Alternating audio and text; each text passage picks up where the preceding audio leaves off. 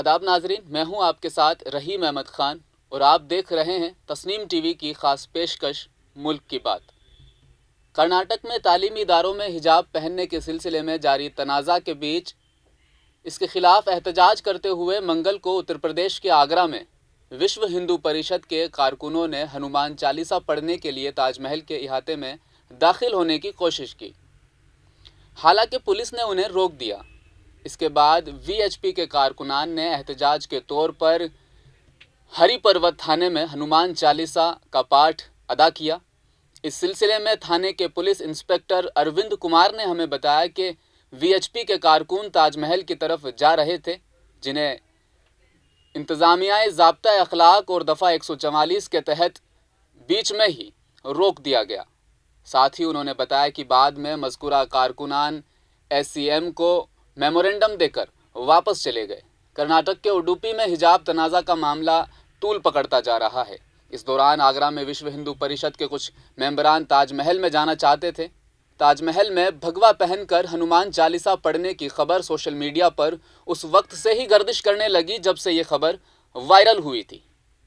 Agra police को खबर मिलते ही वो भी चौकस हो गई। मंगल की सुबह से ही हर चौराहे पर पुलिस तैनात थी।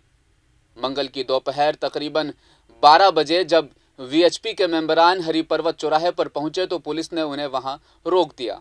इसमें वीएचपी के ब्रिज इलाके के नायब सदर आशीष आर्य के साथ चंद खवातीन और दीगर तंजीमों के कारकुनान भी शामिल थे।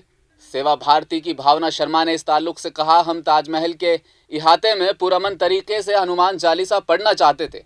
हमने पुलिस से कहा कि हम टिकट खरीद लेंगे, लेकिन हमें ताजमहल के आगे की पार्किंग में जाने से भी रोक दिया गया। उन्होंने कहा, हमारा मकसद हिजाब के मौजूदा तनाज़ा के खिलाफ अपना एतराज़ दर्ज करवाना महज था, क्योंकि स्कूल में ड्रेस कोड होता है और हर तालिब इल्म को इस पर अमल करना ज़रूरी होता है। गौरतलब है कि हिजाब का तनाज़ा सबसे पहले उडुपी ज़िला के एक सरकारी यूनिवर्सिटी और कॉलेज से उस वक्त शुरू हुआ जब पिछले साल दिसंबर में 6 लड़कियां हिजाब पहनकर क्लास में आई और उनके जवाब में हिंदू तालिब इल्म भगवा पहनकर कॉलेज आने लगी। धीरे धीरे ये तनाज़ा रियासत के दीगर हिस्सों में फैल गया और कई मकामों पर आज तशद्दुद का मरकज़ भी बना हुआ है। साथ ही बताना चाहूँगा, कर्नाटक हाईकोर्ट में भी वकीलों की ज़ोरदार जिरह इस मामले पर अब भी जारी है। मुस्लिम तालिबात के हक़ में खड़े वकील ने कई दलीलें दी और कहा कि समझ नहीं आता कि सरकार हिजाब का मुद्दा उठाकर मुस्लिम ख़वातीनों से दुश्मनों जैसा सलूक आखिर क्यों कर रही है। जब हिंदू लड़कियां चूड़ी पहनती है और क्रिश्चियन क्रॉस पहनते हैं, क्या वो मजहबी निशानियां नहीं हैं?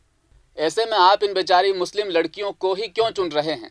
जुमेरात को भी कर्नाटक हाई कोर्ट में इस मामले पर कोई फैसला नहीं हो सका। एक तरफ 500 लोगों ने खत लिखा, जिनमें से अक्सर लॉ के स्टूडेंट बताए जा रहे हैं या लॉ के एक्सपर्ट इसमें शामिल है। इन खतूत में हिजाब पहनने की वजह से मुस्लिम तालिबातों को स्कूल और कॉलेज में दाखिल होने से रोकने की बात को इल्लीगल ठहराया गया। साथ ही ये भी कहा गया कि मुस्लिम लड़कियां जिन्हें हिजाब से रोका जा रहा है, ये इंसानियत को शर्मसार करने जैसा है, बल्कि हिजाब पर पाबंदी लगाना उनके मजहब और हिंदुस्तान के आइन दोनों को झुठलाने की तरह है। तो दूसरी तरफ कर्नाटक के बजरंग दल के संयोजक सुनील केआर ने हिजाब विवाद को हिजाब जिहाद का नाम दिया। जी हाँ, साथ ही कहा कि इन लड़कियों की लगाई आग से पूरा सूबा आज जल रहा है। विश्व हिंदू परिषद की पूर्णिमा सुरेश ने भी कहा कि हिजाब पहनकर लड़कियां ये पैगाम देने की कोशिश कर रही हैं कि हम इनसे अलग हैं और वह फूट पैदा करने की कोशिश कर रही हैं। ये एक तरह का जिहाद है। हिंदू और मुस्लिम लड़कियां जो एक साथ किसी वक्त खाना खाती थी, अब एक दूसरे को फ़र्क की नज़र से देख रही हैं। उन्होंने कहा, हम अदालत के फैसले की इज़्ज़त एहतराम करेंगे, लेकिन मुस्लिम तालिबात ऐसा नहीं कर रही हैं। कुछ जगहों पर हिजाब की इजाज़त दी गई थी, लेकिन इन लड़कियों ने आग लगा दी है, जिसने पूरे सूबा को अपनी चपेट में ले लिया है। फ़िलहाल तो ये मामला कोर्ट में है, लेकिन लग रहा है चुनाव से पहले ये मामला हल होने वाला नहीं है। हमारी इस खास पेशकश में फ़िलहाल इतना ही। आप देखते रहिए तस्नीम टीवी। अल्लाह हाफिज़।